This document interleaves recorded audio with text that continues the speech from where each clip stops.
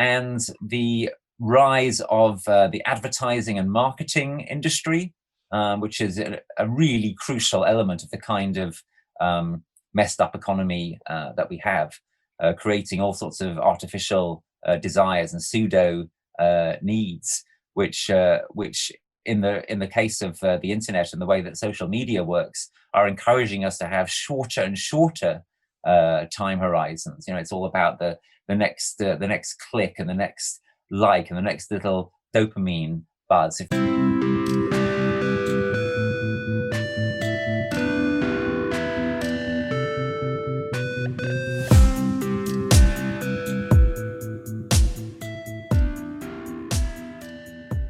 So, welcome to another episode of Chatter. Today, I'm talking to Rupert Read, author, former spokesperson for Extinction Rebellion, and now author of the brand new book, Parents for a Future.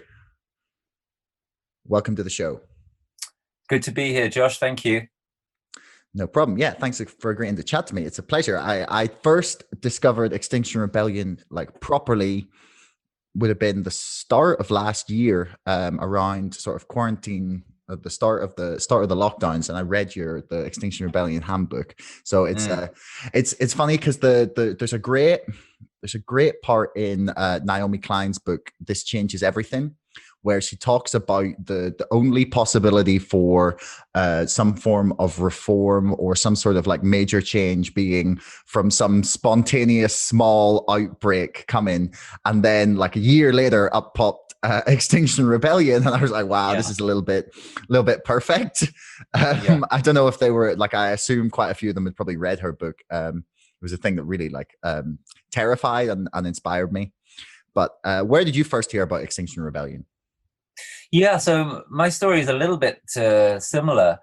Around 2017, I was getting very, very disconsolate about the climate and ecological situation. I just didn't really know what to do. And I was carrying on doing the same old things that I'd been doing, which were worthwhile. So on the particular day in question that's on my mind here, I was leafleting for the Green Party.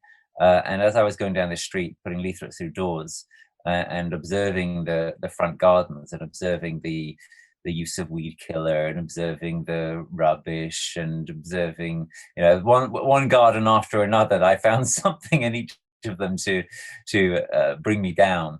And these words popped into my head: "This civilization is finished." And I then started writing a piece, which was unlike anything I'd ever written before, because it was far more pessimistic, i.e. realistic, about our situation. And that eventually became this little book, This Civilization is Finished, which has made quite a hit. But the thing was, when I was writing that book, I didn't really have a positive way of going forward. I didn't know what we could actually do that would actually be enough to change the situation. So I was giving these talks with titles like This Civilization is Finished, and they were having an incredible resonance, more than anything I'd ever done before. People were just really, really resonating with the truth-telling quality of what I was doing, and saying, this is what we need to hear. And students saying to me things like, this feels like the first time that any adult, any teacher has ever spoken directly and authentically to me about any of this stuff, and so on. But I was still pretty disconsolate because I didn't see how we were going to get out of this.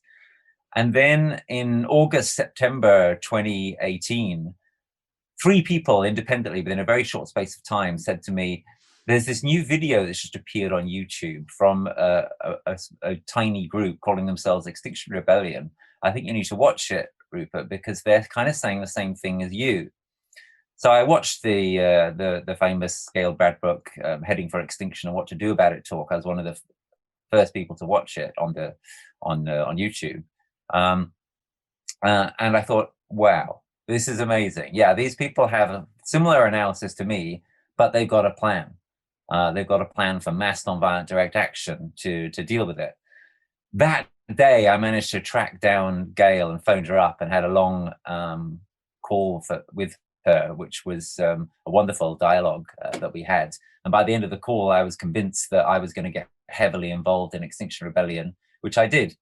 And threw myself in and was very involved in organizing the letter that was published in The Guardian, that was the sort of first announcement through the mainstream press about XR's existence. And I helped launch XR by co-emceeing the events at Parliament Square, which was the first real public action that XR did on October the 31st of 2018. And I introduced Caroline Lucas, from who she was speaking in the middle of the street, which we had occupied, you know, on a soapbox. And I eulogized Greta Thunberg, who was there. It was the first time I met her. And yeah, I was then very heavily involved for the next couple of years. One of the themes that is frequently raised by XR and is very much what your book is about is our responsibility as custodians of the earth, essentially, as it's something that we don't really possess. We just kind of occupy, in the least ironic use of that word, for the time that we're here, and then it's gifted to the next generation, and the generation after that, and beyond. And that kind of idea, I feel like I was actually talking about this last night. There's an idea that was raised by Graham Hancock, and he believes that the Amazon rainforest wasn't like a totally naturally occurring thing. He believes it was planted and cultivated by like the ancient civilization that he does a lot of research on, due to the different like tree types and the way that they're arranged and where you find certain ones. He believes that it was like planted and cultivated by humans. And like the person I was talking to about it was like, there's no way humans would have that much foresight and that much patience in order to create something like and to like cultivate and grow something so huge and vast and beautiful that she didn't even believe that humans could have that kind of care over that many generations in order to do something like that. And it's definitely something that's very hard to imagine in our modern society. Like, why do you think that is? Well, why is it that we're so thoroughly short-termist these days? It's a great question. It's a really important question. And I don't know about the Amazon, but there certainly are examples from the past of kinds of long-term projects, agricultural projects and other projects that we find really hard to imagine or to implement today. An example I like to cite is cathedrals. And people talk about cathedral thinking. We need cathedral thinking. Why cathedrals? Because some of the great Gothic cathedrals, they took 100 years or so to build, now, which was way longer than the average lifetime in those days. So you got to imagine somebody born on the edge of a cathedral city, what is now a cathedral city, and they see this sort of like 10-meter high kind of part of the cathedral's being built, and they die after a potentially a good and happy life, and the cathedral's nearly finished.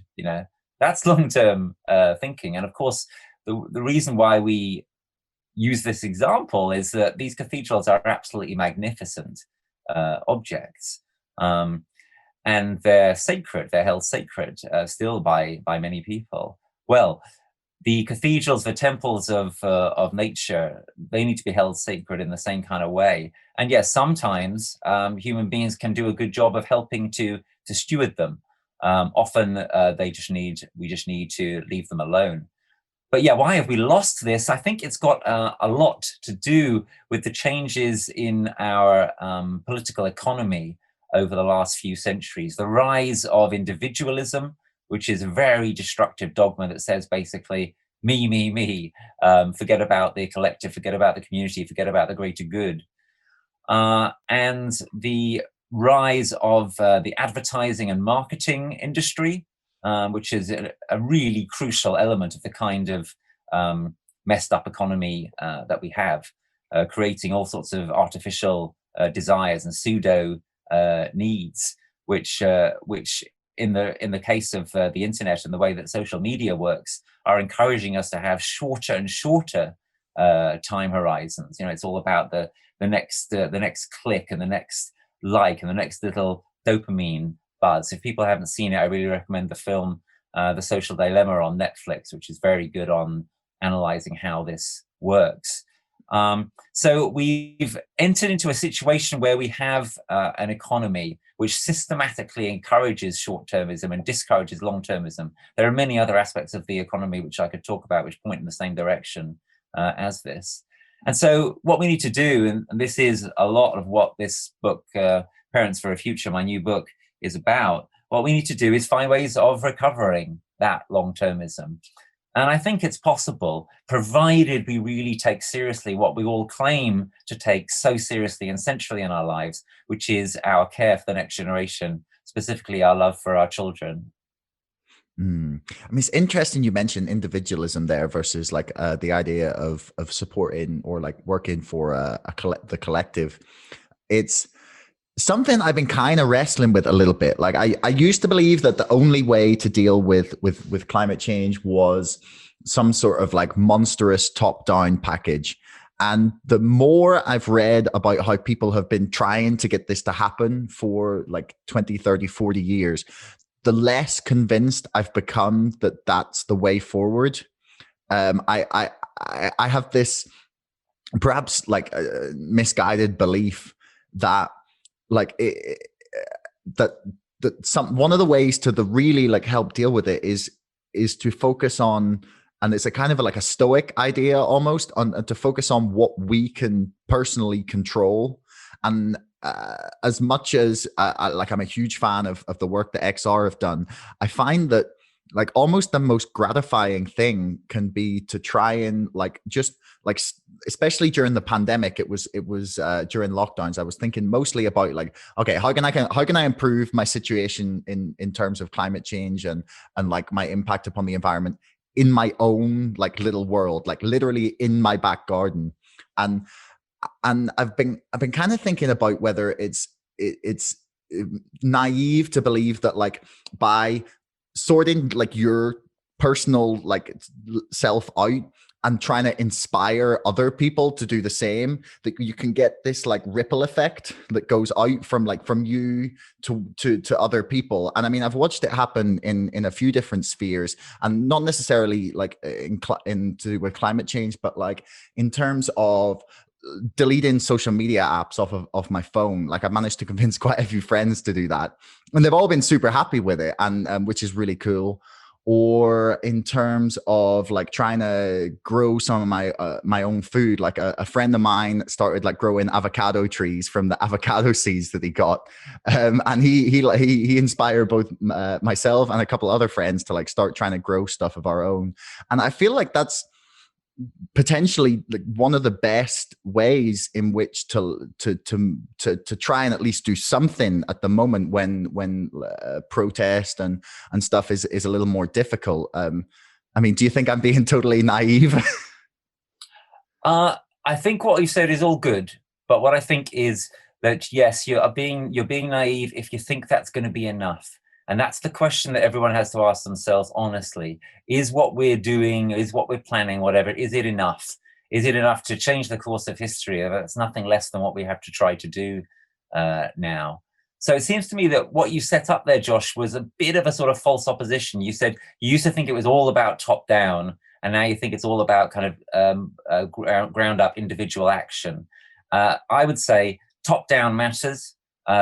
Ground up, individual, bottom up matters. But what really matters and where the difference is really going to be made is in the middle. And what I mean by that is we have to do stuff together, but we don't have to do it all through global conferences of world leaders.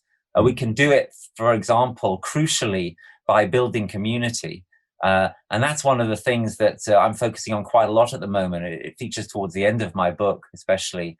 Under the heading of transformative adaptation. We have to adapt to the climate damage that is tragically, inevitably here and coming now. But we have to do so in a way that is transformative. We have to try to transform our systems. And yes, some of that will happen through a bottom-up ripple effect, and some of that will happen through top-down government action. But if it's really going to work, the stage we're at now, an awful lot of it is going to have to come through communities, localities, groups of people, neighborhoods, etc., organizing and reorganizing themselves.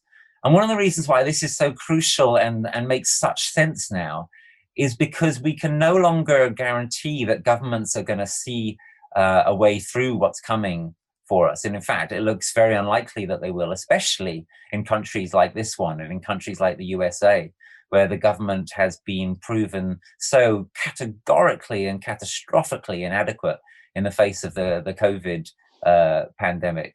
And it's going to be even worse when climate damage really hits. People sometimes say, "Oh, well, the rich countries are going to be fine when the climate crisis really hits. It's the poor who are going to suffer the most." And of course, the poor around the world are incredibly vulnerable, and many of them are on the front lines and already suffering horribly. But it's actually arrogance and stupidity to assume that the rich countries are going to be okay. And in some ways, the rich countries could be more fragile. They've got less strong communities. They've got, in many ways, less resilience. They've got more complex systems. You just have to look at the unbelievable state failures of countries like the US and the UK during COVID to see that we can have no confidence that our governments are going to save us when it comes to the mega emergencies and disasters that are coming tragically in the next decade or two. So I say it's high time, partly for that reason, for communities to organize themselves strongly, because they cannot outsource this any longer. Governments, politicians are not going to ride to the rescue. We should, of course, try to influence them and make them as good as possible, but they're not going to be enough. Top down is not enough. Bottom up is not enough. We need to do it together as communities. That's the way we're really going to stand a chance of transforming the way we need to transforming. It's the kind of thing that the transition towns movement has been talking about and doing for years. But there's also a contribution being made by the kind of consciousness that's being raised by groups like XR, the kind of prefigurative and regenerative actions that XR has undertaken. And what I want to see, and this is what the transformative adaptation approach is calling for, is that kind of prefigurative and regenerative consciousness and the tools of nonviolent direct action, combined with the kind of thing that the transition towns movement has been calling for and doing for years, to make a reality on the ground in, to some extent, a bottom-up and to some extent a sort of locally top-down way. It'll probably involve, working with local councils, etc. The kind of stuff that we need. So that's my answer. Let's make the middle level the level at which this really works, and that might just be enough. Well, fingers crossed. So why was there a moment that sort of triggered and made you decide to start writing this book? And why did you decide to kind of focus it on our children? Why did you choose to make that the focal point? Yeah. So as I mentioned, the This Civilization is Finished book, that started taking shape in my mind in 2017, and it actually appeared in 2019.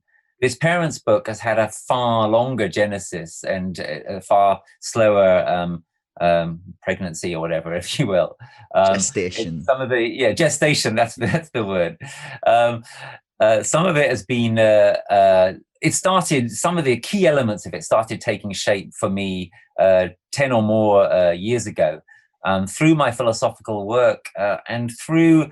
And it's among other things, it's a sort of work of popular philosophy. I hope it's very, very accessible, but it includes philosophical and logical thinking, which a lot of people, I think, may find quite interesting and compelling. The germ of it was in an incredibly simple idea which I had, and I thought, oh, this is just revolutionary. Why isn't this idea out there more? And the idea is this: that a lot of people say, oh, well, look, I'm not really interested in the environment. What I care about is my family and my children. And I thought, hang on a minute, isn't it in our enlightened self-interest to look after our ecosystems, to look after nature, because they are what our children and their children and so forth are going to depend upon.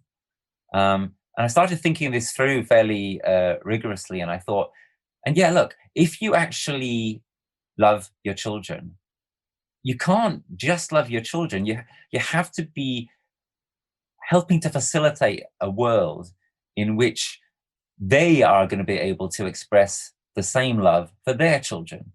And that goes on forever, right? that principle goes on forever. It iterates, as we say in philosophy or in maths.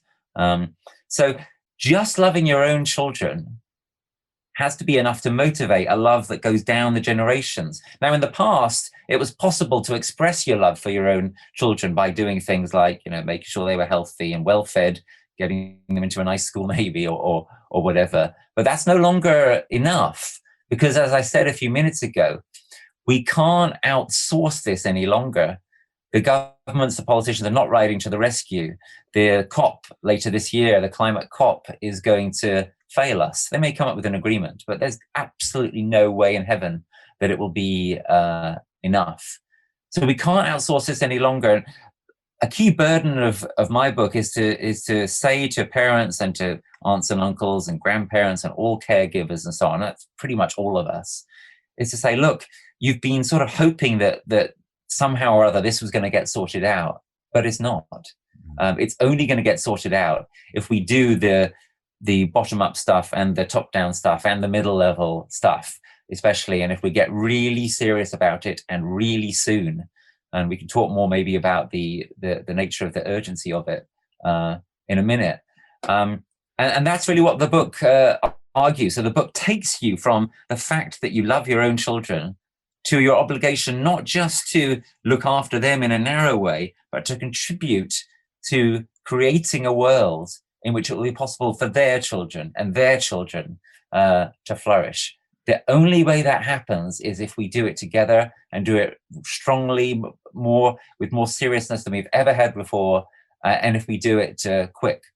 And that's the argument that I developed in the book.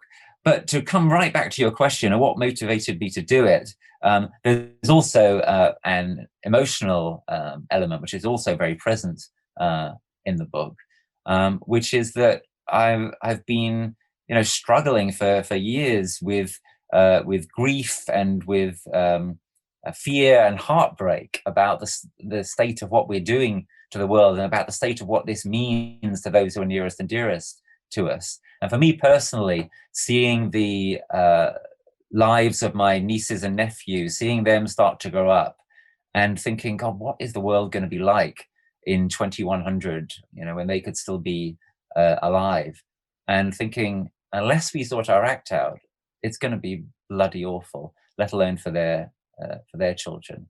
So yeah, it's the book is an emotional journey as well as a logical journey. It's that's what it seeks to take the reader on, and that's in a way sort of recapitulates the journey that I myself have been on. Why do you believe that people don't get the sense of urgency about the climate crisis? Yeah, so this is again a vital question, and I think it's partly to do with the nature of the crisis, right? It's very, very slow burning. So you look at the COVID pandemic, the climate crisis is kind of very like that. It's just massively speeded up. I.e., COVID is a massively speeded up version of the climate crisis. So we could see it happening with COVID, right? We could see it happening as it were in real time, and we could see what was happening in China after they started to acknowledge that it was happening. We could see what was happening in Italy. It's far harder to notice the same kind of stuff happening with climate because the timescales are so vastly slower, and human beings are not good at seeing stuff and acting on stuff that changes slowly. So the whole thing is really difficult to handle, and that's leaving aside the huge vested interest in it, which have meant, for example, as you know, that there's been this massive climate denialism, which has held us back for quite a long time, and of course been very well funded by people who stand to benefit from the delays, from the prevarication. So there's a number of different ways in which there's been a lack of enough sense of urgency. And the urgency is incredibly real. Let me put it to you in this way. We've got this crucial climate COP this year that was delayed from last year, and that is the one that is supposed to kind of put the seal on moving forward from the Paris climate agreement.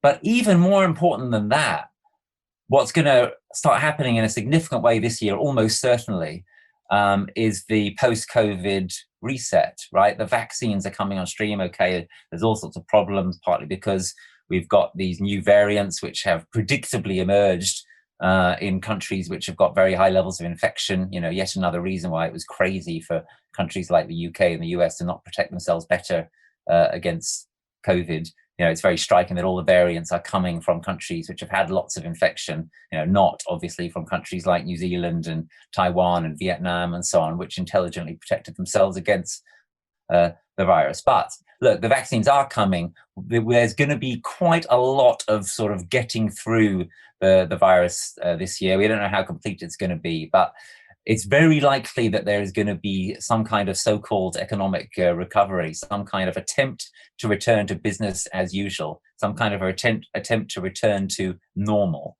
And, you know, if we return to normal, then it's game over. That's it. Normal is what was killing us slowly with climate and then quickly with COVID. Normal, if we return to it, also will produce more pandemics.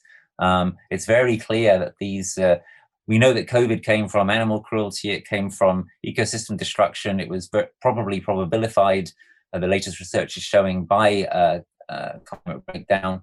And of course, it was spread around the world by out of control air travel, just like that. You know, spread far faster than the Spanish flu of a century ago because it went at the speed of jet planes. If we return to normal, we're guaranteeing more future pandemics, including maybe much worse ones. So we need a transformed normal, and that has to start now. And it has to start now because now is the time when we're starting to reset from this COVID pandemic. And the institutions that are rebuilt now and the infrastructure that is built now and the money that is spent now, none of that can be done over again. What happens in the next 12 months is going to set the path for our species for the next 10 years. And what happens in the next 10 years, we know from the UN, from climate scientists, is going to determine the path for the entire century. So this time it really is a case that this is an absolutely crucial year that we are moving into. So the urgency couldn't be more stark. And what I talk about in Parents for a Future in the book is the way that there is now nothing more urgent than to think in a truly long-term way. There's nothing more urgent than to change our systems, to produce a transformed normal in a way that we can guarantee a decent future for our children and grandchildren and great-grandchildren. And that is the urgency of the situation. It is incredibly clear. If anyone's watching this thinking, oh, well, you know, maybe we can start thinking about this once we've really got through the COVID pandemic, by then it would be too late. I mean, I just, you reminded me of a fantastic quote from Brené Brown. It says, "We will not go back to normal. Normal never was. Our pre-corona existence was not normal other than we normalized greed, inequity, exhaustion, depletion, extraction, disconnection, confusion, rage, hoarding, hate, and lack.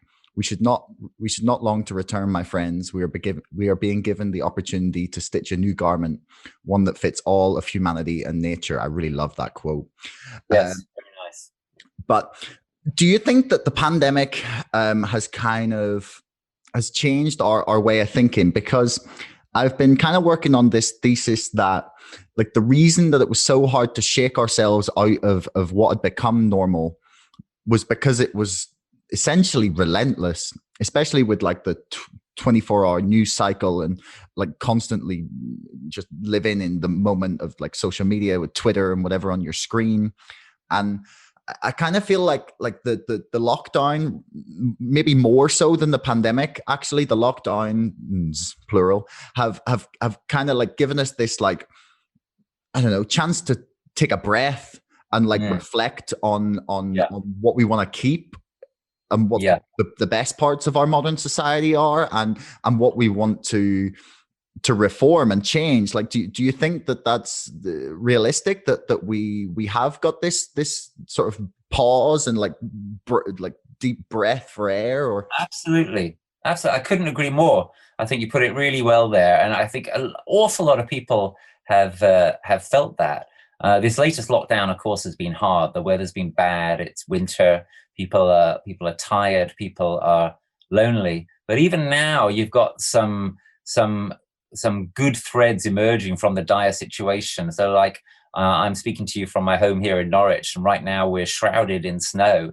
And people have been hugely enjoying time that many of them wouldn't have had otherwise, in the local parks and so forth. Building, I've seen the most amazing snowmen during this period. I've never seen such snowmen before, I swear to you.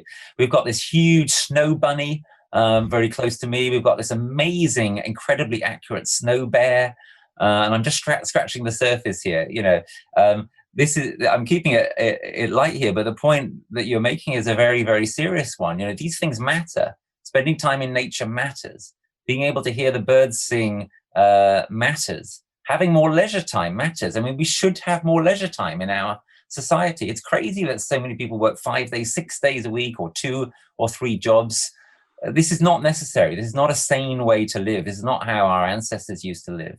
The working week should be reduced to 4 days a week or something like that as a standard, and that could be done. And we're seeing now that it could be done if the work were shared out better.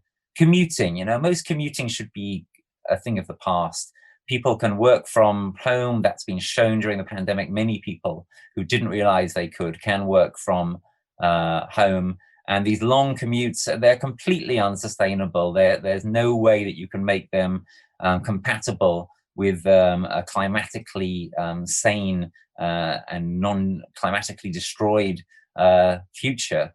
So we need to be reining back travel, especially long-distance travel, especially air travel. You know, there were people who before this pandemic were commuting to work by air. I mean, can you think of anything more completely unbelievably insane? I'm sure you can, actually. I mean, there's innumerable insane things in our world, but a light's been shone on some of them by the pandemic, and there must be no going back. There must be no going back to how it was before. Like I say, we need to transform normal. And one of the exciting things about this horrendous experience that we're going through is it does provide us with the opportunity to make some of those changes, and some of them are being made. But more of them need to be made. One of the crucial things that people can do and should do, and I hope are doing, is think now and work now with your employees or employers or fellow workers, how you can reform your working practices to be not just more pandemic safe and not just better from a human point of view, but better from the point of view of climate and nature. Because if we don't get that right in the long term, that's going to be the one that's going to bite us. Like one of the things that always continues to confuse me, actually, and perhaps it's going to change now, is the fact that and I read about it in what was the book called? Oh, that's going to drive me insane. It'll come back to me. It's The Uninhabitable Earth. Oh yes. Yeah. So in the Uninhabitable Earth, I was reading about the financial burden of like the changes and the sort of temperature increases and ecosystem destructions that have already taken place. And honestly, when the you know the argument is raised about, you know, oh, we can't make this fast to transition to like a post like fossil fuel economy because it costs too much. I've always been baffled as why like the argument is not just immediately thrown back in their face, being like, well, you know, the amount of like just this amount of warming that we've had thus far is going to cost like extreme like magnitudes more than what it would cost to change our economy. And I always thought that argument held no weight already. Like, do you think we're going to continue to see people make that argument after we've had COVID, and where we've just kind of shown that if a government wants to, they can print as much money as they decide is necessary? Do you think we're still going to see those kind of arguments? Well, we might do, but they're a lot less credible now, aren't they? I agree with, once again, with what you said there. There was a lot of talk around the time of the last election in the UK about, is there a magic money tree or not? And the Conservatives were pouring scorn on Labour for allegedly thinking that there was. Well, it turns out that the Conservatives found the magic money tree when they really needed to. So yeah, it's no longer credible for governments to say, oh, we don't have the money to do the things we'd like to do for climate and nature and so on. It's no longer credible. It has to be done. Yeah, you know, I hope in my small way I'm contributing to making it possible for that to be done. I'm proud to say that David Wallace Wells, the author of The Uninhabitable Earth, did an endorsement for Parents for a Future, a very, very strong endorsement, and he evidently thinks this could be part of the recipe for what we now need. Because yeah, part of what's implicit in my book is a strong call for us to do what is necessary, which is what Churchill famously said. You know, he said it's not enough to try your best. Sometimes you have to do enough. You have to go beyond what you think you're capable of. And if we were really going to pull out all the stops to take care of our children and make it possible for them to take care of their children, this is what we would do. We would devote the mother of all spending programs and reorientation of budgetary resources and so on. We would make sure that the post-COVID reset really was thoroughly green. And at the moment, I've got to tell you, you know, the signs are that it's not looking that good, especially in countries like this one, like the enormous road building program that they've got planned here in the UK. This is precisely the wrong direction to be traveling in, if you see what I mean. So there is a huge and vital and urgent job of work to be done here. And yeah, governments no longer have credibility if they try to say they can't find the money. John Barry, actually, a professor who was my favorite professor at university, who taught me the class, The Politics of Sustainable Development. I did colleague of mine in Greenhouse. Oh, really? Okay. I love him. But anyway, he hilariously pointed out to me that the magic money tree is also, and it's MMT is also modern monetary theory, which is yeah, just maybe chuckle. Yeah. So, like, say someone's listening to this and thinking, okay, aside from going and perhaps buying your book, what could they do to get involved, to like make some sort of difference in community building in their local area, or where would you suggest that people start? Yeah. So there are so many things that people can do, and obviously, my book is just one thread in that. If you're interested in finding out more about the book, do go to the website www.parentsforafuture.org. So what I say in the book is, look, let's think about this in terms of sort of different levels of commitment. As a first level of commitment, we might posit all the sort of basic things that people have been trying to do for years. So things like changing your own individual life and getting a green electricity plan, voting intelligently, lobbying your MP, all those kinds of things, right? But we know those things are not going to be enough. We know they're necessary, but we know they're not going to be enough. The second level I would posit is, what can you do through your workplace? Because people have enormous power typically through their work. They don't always realize that, but I think some people are starting to realize that a bit now through seeing the kind of changes that COVID is bringing about. So, you know, can you get your company or whatever to go carbon neutral? Can you drastically contribute? Can you contribute to drastically reducing the amount of commuting that takes place through your workplace? Those kinds of things. The third level, one level beyond that, is a little bit more spiky and full on, but it's the kind of thing that we're going to need to do if we're going to do enough. And that is to be ready to also use your workplace creatively as a place for jumping off from, for doing the kind of community level, national, whatever it is, action that is required to adequately address these emergencies, these chronic long-term emergencies that we're in. The climate emergency is going to define the lifetime of all of us. So I'm talking about going on strike. I'm talking about doing things like going on climate protests or whatever it is during work time. If you've got employers, whatever, who are sympathetic, I think a really great thing to do would be to say to them, look, can I have your permission on the time that you're employing me with to go off and join this demonstration, or try to help stop HS2, or help create this eco-village, or whatever it is. And if you've got an employer who is less cooperative, then you may have to consider the strike option.